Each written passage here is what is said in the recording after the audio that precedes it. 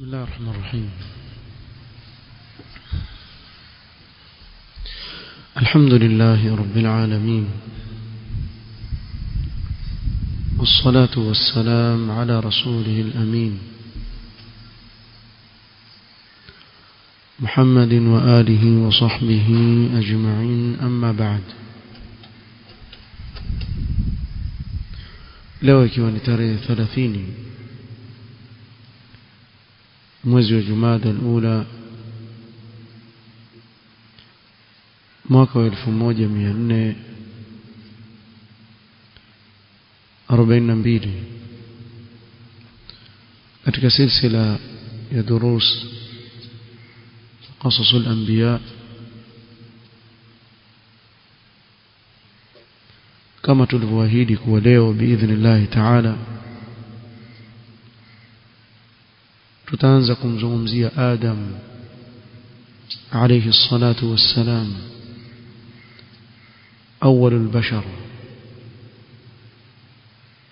mtu wa kwanza aliyemuumba Allah subhanahu wa ta'ala. حدثنا القرآن الكريم على خلق آدم عليه السلام، وأخبرنا أنه أول مخلوق من البشر. القرآن imetuzungumzia kuhusu kuumbwa kwa Adam alayhi salatu wassalam, na kuwa yeye ndiye kiumbe wa kwanza katika watu aliumba Allah subhanahu wa ta'ala katika hii ardhi. fahuwa idhan abul khalaiqi, abul bashar, yeye ndiye baba wa watu wote, ndiye asli ya watu wote wanaoishi katika huu ulimwengu. wa ilayhi yantami jami'u sukani al-ardh, na kwa Adam alayhi salam ndio wanapoegemea na kujinasibisha watu wote wa hii ardhi. وليس قبله مخلوق من النوع الإنساني على الإطلاق، na hakukuwepo kiumbe yoyote katika watu, katika aina hii ya watu hakuwepo kabla ya Adam alayhi salatu wasalam kiumbe yoyote katika watu. أما من غير البشر فقد كان هناك ملائكة قبله، أو ikiwa si katika watu, naam, malaika waliumbwa kabla ya kuumbwa kwa Adam alayhi salatu wassalam. kadhalika aljin, majini pia waliumbwa kabla ya kuumbwa kwa Adam alayhi salatu wassalam. na kwa hikma yake Allah subhanahu wa ta'ala kubwa akamuumba Adam alayhi salatu wassalam akiwa ndiye mtu wa kwanza kabisa. na hili jambo Allah subhanahu wa ta'ala amelizungumzia kabla ya kumuumba Adam kwa malaika wake.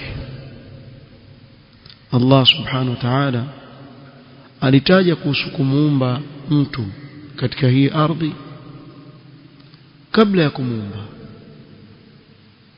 la ajabu atokee mtu leo akanushe uwepo wa Allah subhanahu wa ta'ala, wakati yeye mwenyewe kabla ya hapo hakuwa ni kitu chenye kutajika. Akanusha uwepo wa Allah na yeye mwenyewe ni alama ya uwepo wa Allah subhanahu wa ta'ala. Yeye yule anayezungumza ni alama ya kuwa kuna yule aliyemuumba ambaye ni Allah subhanahu wa ta'ala. Allah subhanahu wa ta'ala sema qutila al-insanu ma akfara, ameangamia mwanadamu. Ni mkanushaji alioje mwanadamu wa fadhila za Mola wake na neema za Allah subhanahu wa ta'ala qutila al-insanu ma akfara min ayi shay'in khalaqa min nutfatin khalaqahu faqaddara thumma as-sabila yassara thumma amatahu faaqbara thumma idha shaa anshara. Hizi zote ni neema Allah amempa mwanadamu, lakini ni muovu alioje yule anayekanusha neema na fadhila za Mola wake. Jambo la ajabu sana.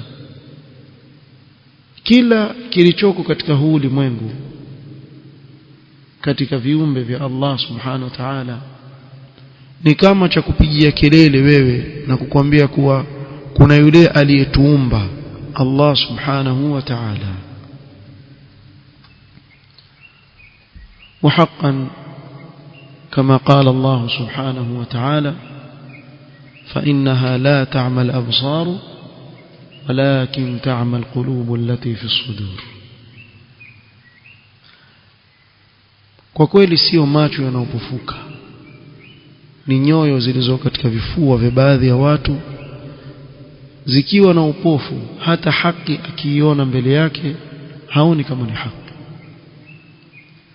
Na leo imefikia hali mpaka baadhi ya watu ambao ni waislamu au wajinasibisha na Uislamu wametekwa na baadhi ya fikra kama hizi ya kuwa mwanadamu alikuwa hivi, alikuwa hivi, alikuwa vile, alikuwa tumbiri kisha sijui akigeuka nyani kisha polepole tu homo habilis homo nini mpaka akawa homo erectus. Ndio wewe waonaje tukisema adiregea nyuma mpaka akawa tumbiri? Si sawa hiyo. Mimi leo nije na theory nithibitishe kuwa binadamu si ati alikuwa yuenda mbele, arudi nyuma mpaka akawa tumbiri. Ndio maana matumbiri paka leo wako. Itakuwa sawa? Sio sawa. Na hili jambo leo limekuwa mashuhuri mpaka wamelikubali baadhi ya watu wanaojiita Waislamu. Ukimuuliza kwa nini, sema hili jambo mashuhuri, wacha hilo, Ibilisi mashuhuri kuliko hilo, atakuwa yuko sawa. Nani ambaye hamjui Ibilisi? Shetani. Hivi kuna mtu kweli katika ulimwengu ataulizwa wewe wamjua shetani aseme simjui, hata kama akataa kuwa yuko? Kwa mfano yukataa yuko, lakini akiulizwa shetani hamjui, hakuna simjua, atakuwa yuko sawa?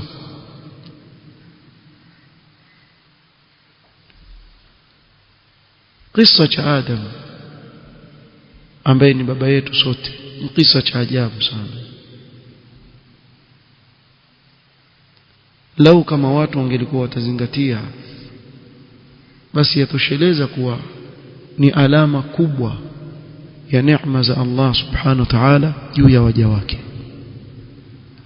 Tulitaja kuwa Allah subhanahu wa ta'ala alimtaja Adam kabla ya kumuumba, au alitaja kuumba kwa watu kabla hajawaumba mbele ya malaika. يقول الله سبحانه وتعالى وإذ قال ربك للملائكة إني جاعل في الأرض خليفة. pindi Mola wako alipowaambia malaika mimi nitamweka katika ardhi khalifa. Ni tutaieleza. قالوا أتجعل فيها من يفسد فيها ويسفك الدماء ونحن نسبح بحمدك ونقدس لك. Wakasema malaika, hivi unamweka humo atakayefanya uharibifu na kumwaga damu, hali ya kuwa sisi tunakutukuza wewe kwa sifa zako nzuri na kukutaja kwa utakasifu wako, tukusifu na tukutakasa ya Allah. Bimaana sisi tutosheleza kuwa tukuabudu ya Allah, hao watakuja kuleta ufisadi katika ardhi. Allah subhanahu wa ta'ala akawaambia qala inni a'lamu ma la ta'lamun. Allah akasema hakika mimi najua msiyoyajua. Ni yapi haya ambayo Allah subhanahu wa ta'ala anayoyajua ambayo malaika hawayajui?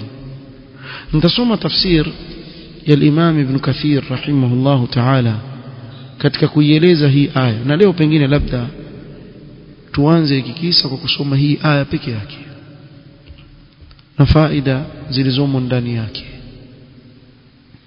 قال الإمام ابن كثير رحمه الله: يخبر تعالى بامتنانه على بني آدم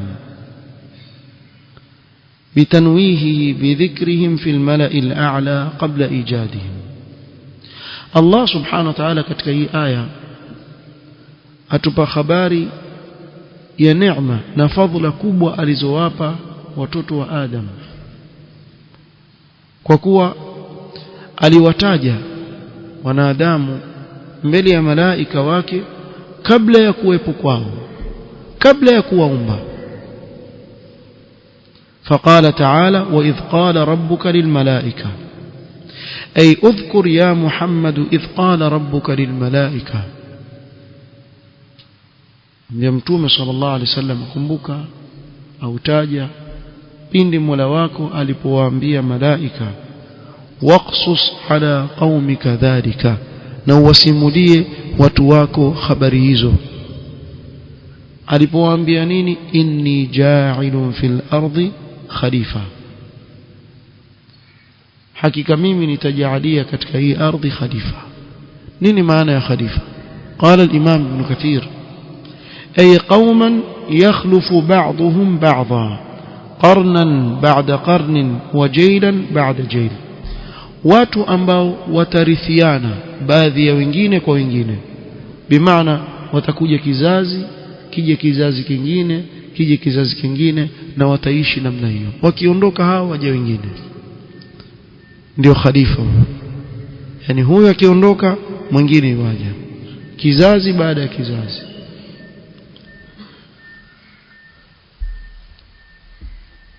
malaika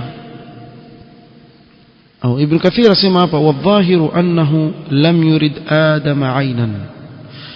Dhahira hapa ni kuwa Allah hakumkusudia Adam, yani yeye ndiye atakayemjalia kuwa khalifa peke yake, hakukusudia hivyo. idh law kana kadhalika lama hasuna qawlu almalaika ataj'alu fiha man yufsidu fiha wa yasfiku ad-dima. Ingelikuwa anayekusudiwa hapa ni Adam, si yeye na watoto wake, ingelikuwa si sawa kwa malaika kumwambia Allah ataj'alu fiha man yufsidu fiha, kwa sababu Adam hakufanya ufisadi katika ardhi. Wa yasfiku ad-dima, Adam alayhi salam ni mtume katika mitume wa Allah, kwa haiwezekani kuwa amemwambia Allah subhanahu wa ta'ala maneno haya ikiwa alikusudiwa pale kutajwa nani? Ni Adam.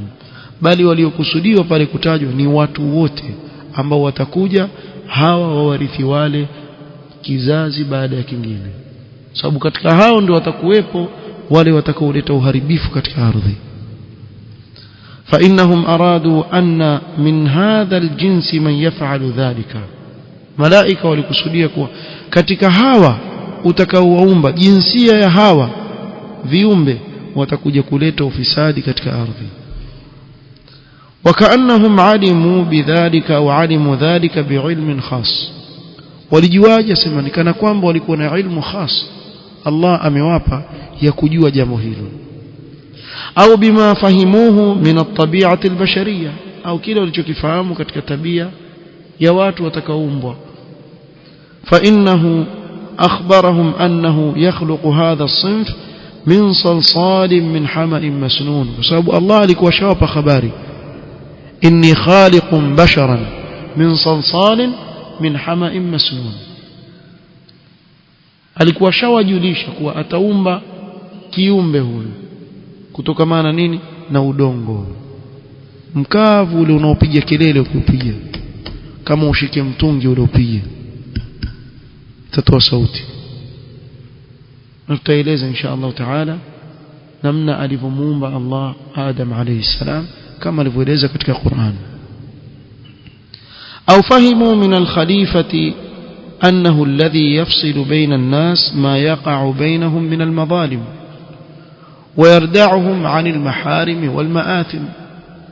أول بسكية لنينو خليفة wakaelewa kuwa khalifa ni kiongozi ambaye atakuwa akitatua yale yanayojiri baina ya watu katika dhulma. Wakaelewa kuwa ikiwa kutakuwa na khalifa basi maana yake watadhulumiana, watamwaga damu, watafanya hivi, na maneno yametaja Imam al-Qurtubi rahimahullahu ta'ala. Na hapa kuna jambo muhimu ambalo yatakikana tulifahamu. Je, malaika kusema maneno haya ilikuwa mhusudu Adam? Al-Imam Ibn Kathir asema وقول الملائكة هذا ليس على وجه الاعتراض على الله. na maneno ya malaika haya sio kuwa eti wasimama wapinga amri ya Allah subhanahu wa ta'ala, la, wala ala wajhi alhasad li bani adam kama qad yatawahhamuhu ba'd almufassirin, wala si kwa sababu ya kuwa husudu wanadamu kama wanavyodhania baadhi ya wenye kufasiri Qur'an wakasema kuwa malaika waliwahusudu wanadamu, la, si kwa ajili ya hivyo walisema maneno haya. وقد وصفهم الله تعالى بأنهم لا يسبقونه بالقول، أي لا يسألونه شيئا لم يأذن لهم فيه. الله سبحانه وتعالى ashatueleza katika Qur'an kuwa malaika hawamtangulii Allah subhanahu wa ta'ala kumuuliza jambo ambalo hajawapa idhni ya kuuliza, wao wafuata amri ya Allah. وها هنا لما أعلمهم بأنه سيخلق في الأرض خلقا قال قتادة وقد تقدم إليهم أنهم يفسدون فيها فقالوا أتجعل فيها من يفسد فيها ويسفك الدماء. الآية. hapa tuona kuwa Allah alipowaambia kuwa mimi nataka kujalia katika ardhi khalifa, malaika wakamwambia ataj'alu fiha man yufsidu fiha wa yasfiku ad-dima ila akhir al-aya. وإنما هو سؤال استعلام واستكشاف عن الحكمة في ذلك. سؤالي واللوليز الملائكة نكتك كجوا حكمة يا الله سبحانه وتعالى جو يجام لك وأنبها واتو. يقولون يا ربنا ما الحكمة في خلق هؤلاء مع أن منهم من يفسد في الأرض ويسفك الدماء. نكما وسمى يا الله kuna hikma gani katika kuumba viumbe ambao watakuja kuleta ufisadi na uharibifu katika ardhi na watamwaga damu? Kuna hikma gani katika kuwaumba hawa? fa in kana almuradu ibadataka fanahnu nusabbihu bihamdika wa nuqaddisu lak. Ikiwa makusudio ni kuwa ni ibada, sisi tutosheleza tukuabudu ya Allah, tukuabudu, tukusabih na kutakasa. أي نصلي لك كما يتكفك mbele بإذن الله. أي ولا يصدر منا شيء من ذلك. na sisi hatufanyi chochote katika ufisadi wala umwagaji wa damu wala uharibifu aina yote. وهل وقع الاقتصار علينا, ingelikuwa tosheleza sisi uliotuumba tukuabudu ya Allah. قال الله تعالى مجيبا لهم عن هذا السؤال. الله سبحانه وتعالى akawaambia kuwajibu hili swali, inni a'lamu ma la ta'lamun, hakika nawaambieni mimi najua mambo ambayo nyinyi hamyajui. ay inni a'lamu min al-maslahati ar-rajihati fi khalqi hadha as-sinfi 'ala al-mafasid allati dhakartumuha ma la ta'lamunahu au ma la ta'lamuna antum. mimi najua maslaha yaliyoko katika kuwaumba viumbe hawa, najua yale maslaha juu ya hayo mnaoyasema katika uharibifu. Kweli kutakuwa na uharibifu, lakini maslahi yatakuwa ni makubwa zaidi kuliko huo uharibifu mnaosema, na mimi najua hilo. fa inni ja'ilun fihim al-anbiya wa ursilu fihim ar-rusul, nitajalia katika wao manabii na mitume, wayujadu minhum as-siddiqun wash-shuhada was-salihun, na katika wao kutakuwa na wakweli, kutakuwa na mashahidi, kutakuwa na watu wema, wal-ubad waz-zuhad wal-awliya wal-abrar wal-muqarrabun wal-ulama al-amilun والخاشعون والمحبون له تبارك وتعالى المتبعون رسله صلوات الله وسلامه عليهم. katika wao kutakuwa na watu wema, kutakuwa na watu wa ibada, kutakuwa na watu wa zuhud waliipa mgongo dunia, kutakuwa na mawalii na kutakuwa na wanaovioni wanaotendea kazi ilmu yao, kutakuwepo na wale watakaompenda Allah subhanahu wa ta'ala na kumwabudu. وقد ثبت في الصحيح أن الملائكة إذا صعدت إلى الرب تعالى بأعمال عباده يسألهم وهو أعلم كيف تركتم عبادي. نعم ثبوت الله سبحانه وتعالى katika hadithi wale malaika wanapopaa juu na amal za wanadamu huwauliza mliwaacha vipi waja wangu, na yeye ajua zaidi. fayaquluna atainahum wa hum yusallun wa taraknahum wa hum yusallun. sababu washuka alfajiri na kwenda jioni, wengine washuka jioni waondoka alfajiri. kwa wakishuka alfajiri watu waswali, kisha jioni wapanda baada salati al-asr. kwa hivyo waliwapata wakiwa waswali na waondoka wakiwa waswali. na wale wanaoingia jioni wawapata watu katika salatu al-asr, na wakiondoka alfajiri na kupanda na amali za jioni wapanda wakiwa wamewacha watu katika salatu al-fajr. وذلك لأنهم يتعاقبون فينا فيجتمعون في صلاة الصبح وفي صلاة العصر. malaika wapishana kwetu sisi, wakusanyika katika wakati wa sala ya alfajiri na sala ya alasiri. ni wangapi katika watu ambao khairi kama hiyo ikosa? wakati malaika wako miskitini katika wakati wa salatu alfajiri, kuna wangapi ambao wamelala khairi hiyo wakaikosa? hii hadithi ni kuwa Allah subhanahu wa ta'ala huwauliza malaika wake, na yeye ni mjuzi zaidi wa hali za nani, za waja wake. hapa akawaambia inni a'lamu ma la ta'lamun. وقيل معنى قوله تعالى جوابا لهم إني أعلم ما لا تعلمون. ikatajwa katika hikma ya jawabu la Allah kuambia malaika kuwa mimi nina mambo nayajua nyinyi hamyajui. inna li hikmatan mufassalatan fi khalqi haula, nina hikma ya ubainifu wa wazi katika kuwaumba hawa. wal halatu ma dhakartum la ta'lamunaha, na nyinyi hayo mliotaja yaonyesha hamjui chochote katika ile hikma ambayo kwa ajili yake na waumba hawa. وقيل إنه جواب ونحن نسبح بحمدك ونقدس لك. waliposema malaika kuwa sisi tukusabih tukutakasa ya Allah, faqala inni a'lamu ma la ta'lamun, mimi najua yale msiyoyajua. ay min wujudi iblisa bainakum, iblisi yuko hapo. alikuwa iblisi akifanya ibada pamoja na malaika. sasa malaika wakisema maneno haya, iblisi yuko pale. ni kama Allah awaambia kuna mambo nayajua, kuna mtu hapo amejificha hapo, hastahiki hayo mnaoyasema, si kama mnavyosema nyinyi. inni a'lamu ma la ta'lamun, ay min wujudi iblisa fi bainakum wa laysa huwa kama wasaftum anfusakum bihi, na huyo iblis hayuko kama mlivyojieleza nafsi zenu nyinyi. وقيل بل تضمن قولهم أتجعل فيها من يفسد فيها ويسفك الدماء ونحن نسبح بحمدك ونقدس لك طلبا منهم أن يسكنوا الأرض بدل بني آدم. wengine wakasema katika maneno haya waliyozungumza ni kama walikuwa wataka Allah subhanahu wa ta'ala awalete wao katika nini, katika hii ardhi. faqala Allah ta'ala lahum inni a'lamu ma la ta'lamun, Allah akawaambia mimi nayajua msiyoyajua.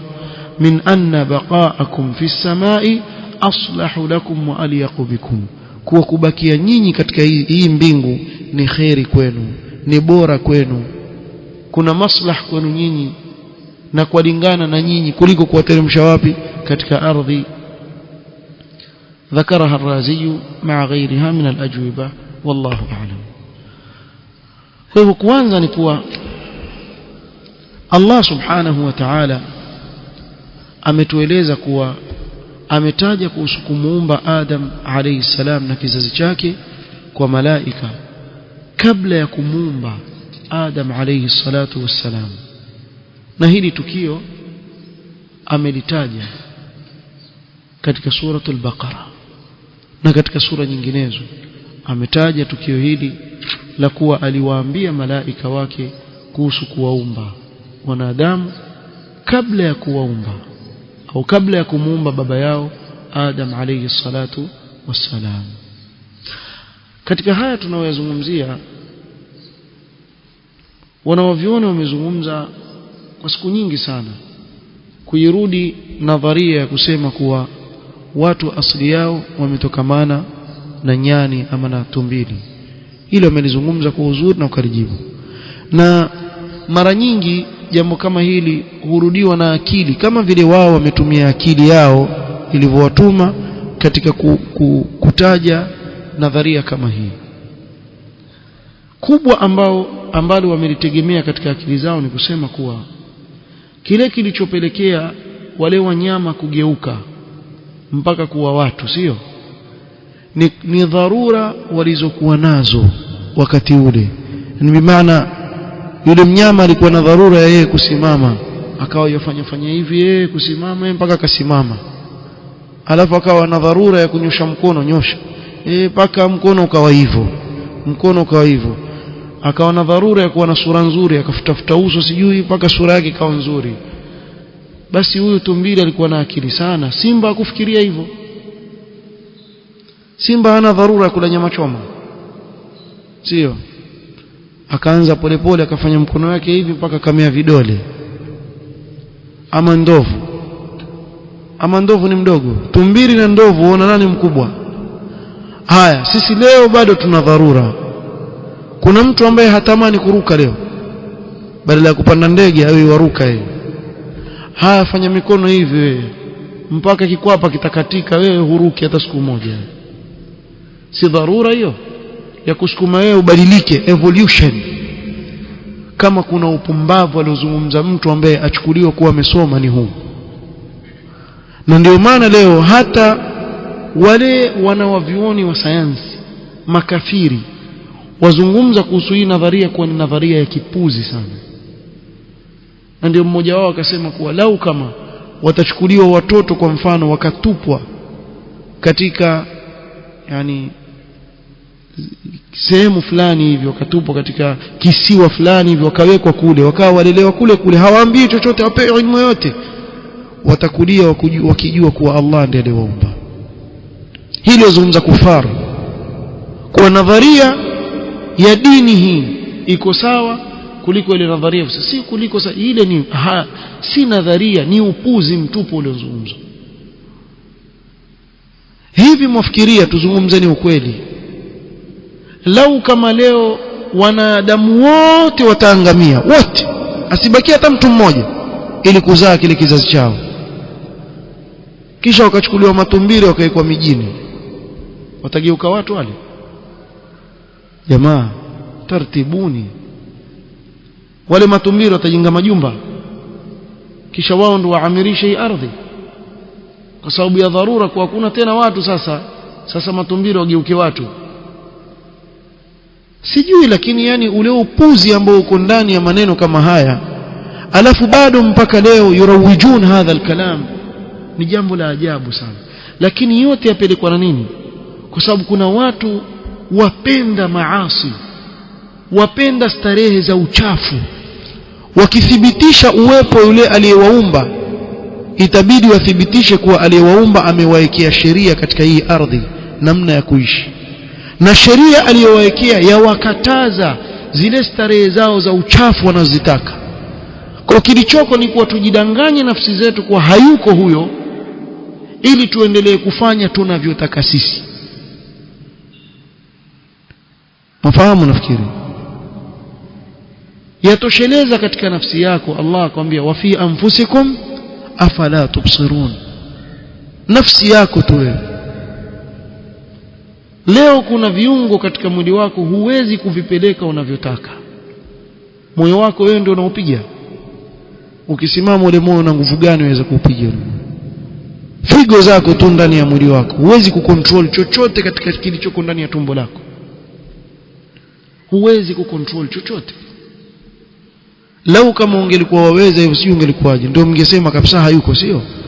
Sasa hili kwa mfano la kuonyesha kuwa wewe huna uwezo wowote, lakini pamoja na hayo yote bado asimama huyu mwanadamu. Na hawa ndio wanaochukuliwa leo katika ulimwengu ni wasomi na ni watu sufaha wa mwisho kabisa. Wewe angalia yule bwana alikuwa kiwete, jina lake mmemsahau, Edkins, nani Edkins, namna ulimwengu ulivyo, media ilivyomkuza na nini. Ukimwangalia mwenyewe anketi kama si Allah amempa mtihani huko namna gani, lakini yeye ndo amechukuliwa ati the most intelligent human being living in this world. The most intelligent. Baba, most intelligent mulipima lini akili za watu? Kijamaa tu kikatengezewa mpaka film pia litanwihi bi. Kwa nini? Hizi zote ni njama za kufar katika kufanya tarwij ya hii aqida chafu ambayo leo imefikia wakati wallahi wako katika Uislamu waona haya kueleza kuwa baba yao ni Adam alayhi salam wa kwanza aliumbwa. Lakini sisi hatuna neno, sisi tukubali kuwa baba yetu ni Adam alayhi salam ambaye Allah amemuumba kwa mikono yake akamtukuza mbele ya malaika, kama tutakavyozungumzia insha Allah taala. Malaika wakamsujudia kwa amri ya Allah subhanahu wa ta'ala, sujudi ya maamkuzi na heshima. Sasa kama wewe babako ntumbiri, sasa sawa. Sisi baba yetu alikuwa na umbile zuri sana, tutamueleza namna alivyoumbwa na Allah na umbile zuri kabisa. Hasa kama wewe umekubali manyani, sasa sawa, nyanyako nyani wewe kubali. Lakini sisi hatukubali. Sisi ikiwa wewe itakidi itikadi kama hii, basi kubali tu babako tumbiri. Leo kama mtu ataambiwa tu hivi tu katika dhihaka, aambiwe tu wewe unajua babu yako watatu walikuwa nyani, gorila moja kubwa kweli, atatupa ngumi hapo, akubali. Sasa vipi yule anayekubali kwa asili yake alikuwa nyani ama alikuwa tumbiri? Akili yake si mzima. Kwa hii ni nadharia mbovu sana. Ilikuwa nafikiria tuiwekee darasa hasa tuizungumzie hii nadharia na maneno wanaoviona wanavyosema na namna walivyowajibu, lakini sioni kama kitu kikubwa vile. Si kitu kikubwa. Aweza tokea mwenda wazimu mmoja akazungumza kitu basi achaneni naye, lakini yatosheleza tu. Soma aya, am khuliqu min ghairi shay'in am humul khaliqun. Tumekubali kwa mfano nyani babu yako, huyo nyani, huyo babu yako nyani, nani aliyemuumba? Huyo nyani babu yako ulimkubali huyo nyani, nani aliyemuumba? Utaona rudi nyuma kwa tafuta, amechanganyikiwa, hajui alikujaje hapa huyo nyani. Ndio pale ukasikia ile theory nyingine inaitwa Big Bang's theory, wakatunga nyingine kuwa kulitokea mlipuko katika ulimwengu. Sio mlipuko. Haya, aliyeuleta huo mlipuko nani? Bado maswali yaja. Huo mlipuko alioleta nani? Na sasa hivi kuna haja kubwa ya Waislamu kusoma majawabu ya wanawavyuoni kwa hawa mulhidin, sababu wana shubuhati za kijinga sana. Mfano wa shubha ambao waisema sana, aweza kukuuliza swali na nitamalizia na hili ndio ujue hawa watu ni wajinga. Akwambia wewe wasema yuko Allah, je, Allah aweza kutengeneza au kuumba jiwe kubwa ambalo yeye hawezi kulibeba? Ajibu. Ukisema hawezi, atakwambia lakini si unsema yuweza kila kitu. Ukisema yuweza, itakuwa vipi aweza kuumba kitu kumbe kuna vitu hawezi? Si mafahamu? Ataka kukufanya wewe mpumbavu. Unajua jawabu lake? Yeye uona ametoa kitu cha maana na shuba, yani ya kuchanganya, sio? Allah subhanahu wa ta'ala hakuna kinachomshinda, na kusema kuwa hawezi hapa ni kuthibitisha uwezo wake mkubwa. Kivipi? Sababu kwa kuwa hakuna kinachoweza kumshinda, hata akaumba jiwe kubwa kiasi gani litamshinda vipi kulibeba? Na yeye ndiye aliyeliumba subhanahu wa ta'ala, kwa sababu Allahu ala kulli shay'in qadir. Kwa kuwa Allah aweza kila kitu, hakuna chochote atakachokiumba kitamshinda. Kwa siwezi kukwambia kuwa hawezi kuumba kitu kama hicho. La, haumbi kama hicho wala hakiwi kitu kama hicho, kwa sababu yaweza kila kitu. Si mfahamu? Kwa hivyo kukanusha hapa ndio kuthibitisha uwezo wa Allah, lakini yeye anataka kukutia kwenye triki ili ukatae. Ukikataa utakuwa umepunguza uwezo wa nani? Wa Allah subhanahu wa ta'ala. Sasa eti vitu kama hivi vya kijinga hivi ndio aona ametoa hoja kubwa. Na mengi maswali kama haya ambayo ni ya kitototo huwa wayauliza wao.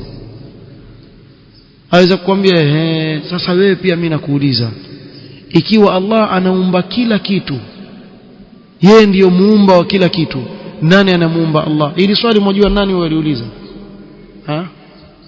Shaytan ndio uliza hili swali. Mtume sana anasema la yazalu shaytan bi ahadikum yaqulu man khalaqa kadha man khalaqa kadha man khalaqa kadha hatta yaqulu man khalaqa Allah. Shaytan ndio kufanya kutia waswasi huo. Ikifikia huko Mtume sana atueleza nini? Faliyasta'idh billah waliyantahi, amuombe ulinzi Allah na akome hapo, sifikirie jambo kama hilo. Lakini sasa amekuja mulhid akakwambia maneno kama hayo. Hili swali laonyesha uzito wa kichwa chake. Utaniambiaje mimi kuwa Allah ndiye muumba wa kila kitu? Nani amemuumba yeye? Sasa aumbwe vipi na yeye ndiye muumba wa kila kitu? Si wewe ushakubali kuwa yeye ni muumba wa kila kitu, sio? Basi baki hapo hapo. Vipi ataumbwa wakati yeye ni muumba wa kila kitu subhanahu wa ta'ala? Yeye ndiye muumba wa kila kitu, na ili ushakubali wewe. Kwa ukifika kuulizia kuwa nani anamuumba yeye, amuumba yeye vipi na yeye ndiye muumba wa kila kitu? hajaumbwa Allah subhanahu wa ta'ala. Nasoma suratul Ikhlas, lam yalid wa lam yulad wa lam yakul lahu kufuwan ahad. Kwa kuona uliza maswali kama ambayo chimbuko lake ni shaytan, ndiye anayewapa huu waswasa wakafikia katika hali kama hiyo. Lakini siku ile roho ikiwa yatolewa ndio utajua. Ndio mmoja wao alipofikiwa na mauti akaambiwa wasemaje kuhusu nadharia hiyo, asema wacheni kudanganyana, hivi sasa nahisi naenda kwa yule aliyeniumba, narudi kwake. Wende wapi? Hili ndio jambo limewachanganya akili. Wayasalunaka 'anir ruh qul ar-ruhu min amri rabbi wama utitum min al-'ilmi illa qalila. Ujuaji wao wote waishi hapa. Akiulizwa na hii roho nini, haelewi aeleze nini, na ni kitu kiko ndani ya nafsi yake. Mbona huyu mtu mara nsimama mara ghafla hawezi tena mpaka azikwa kusha? Hili hawana jawabu lake. Na ndio maana wengi katika mulhidin mwisho wao huwa ni nini? Ni kujiua. Wengi wamejiua, wengi sana. Ukienda kuangalia utakuta wengi sana wajiua, na vijana walioingia katika itikadi chafu kama hii wengi huishia katika kujiua. Hujiua wengi. Na juzi nilikuja nikawaeleza, nafikiri kama mwaka jana mwaka juzi, kuna mmoja alitoka katika nchi za Kiarabu, mulhid, mwanamke kule, wakampa media, wakampa akawa famous kama wanavyoita, sio? Ikawa celebrity, atukana Uislamu kweli kweli. Na sisi tuwaambia hawa jamaa wanaokwenda kwenye ilhad, nyinyi mwasema Uislamu waregesha watu nyuma, basi tunataka kuona siku ile wasema hakuna Mungu, siku hiyo jenga ndege ndio tuone kama unaendelea. Lakini nyinyi mkishatoka kwenye Uislamu, kazi yenu ni kumtukana Mtume sallam na kumtusi Allah subhanahu wa ta'ala mpaka mwafa. Hakuna la maana mtu alilofanya.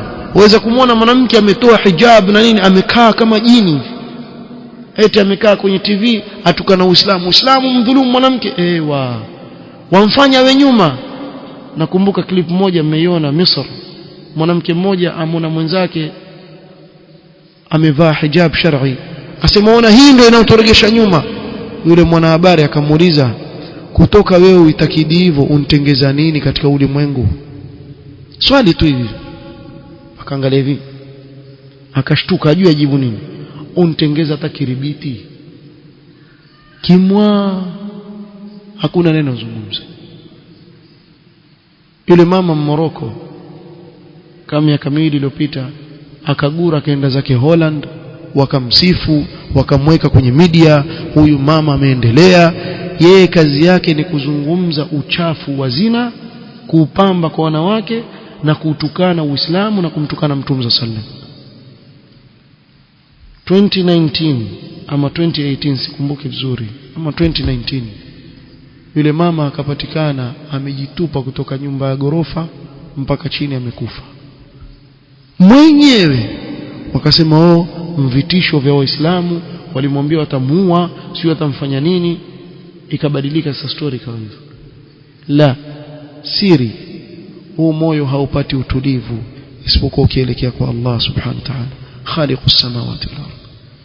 Wallahi nenda utakapokwenda hutopata utulivu isipokuwa ukielekea kwa nani? Kwa aliyekuumba Allah subhanahu wa ta'ala. naktafi bihadha alqadr, wallahu ta'ala a'lam. subhanakallahumma wa bihamdik, ashhadu an la ilaha illa anta astaghfiruka wa atubu ilaik. barakallahu fikum.